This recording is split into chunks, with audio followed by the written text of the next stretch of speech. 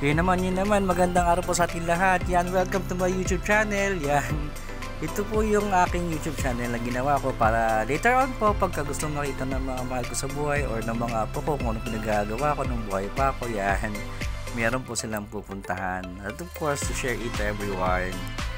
Yan, God bless po sa ating lahat and just enjoy the shows. Okay guys, good evening, no? Bazki TV po, yan. Magandang gabi po. May good news ako para sa sarili ko. Ayan. Nandito na po ang newest member of my family. Yan, ito.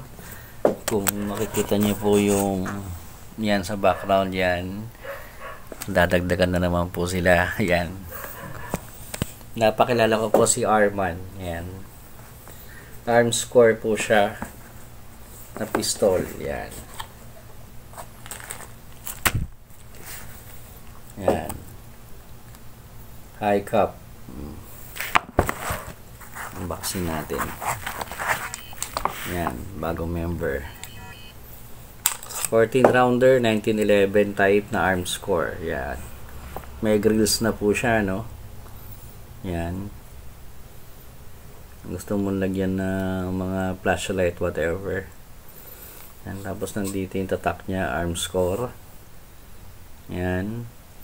Of course, kung gusto mo ma-check yung genuinity ng mga baril, number 1 na ginagawa ko is kakasa mo siya. Ano siya, tapos tutulak mo yun dyan. Make sure na walang bala. Yan. Clear.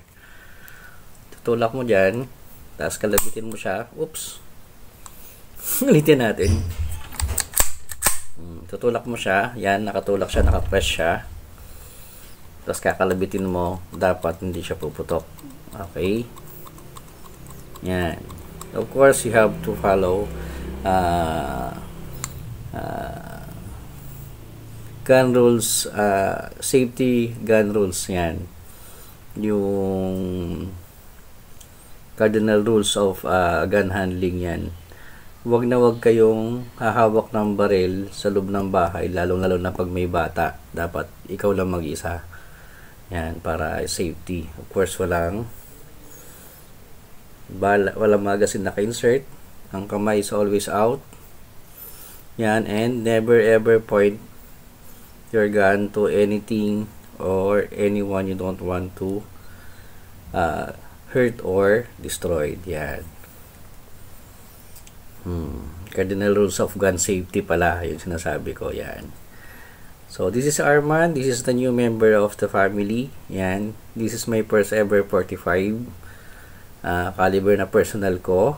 Yan. Binili ko to out of my claim sa aking pag-ibig na natanggap ng retirement ko. Yan. Okay guys, maraming salamat sa inyong lahat. Sana maraming makapanood. Thank you so much and God bless. Bye bye.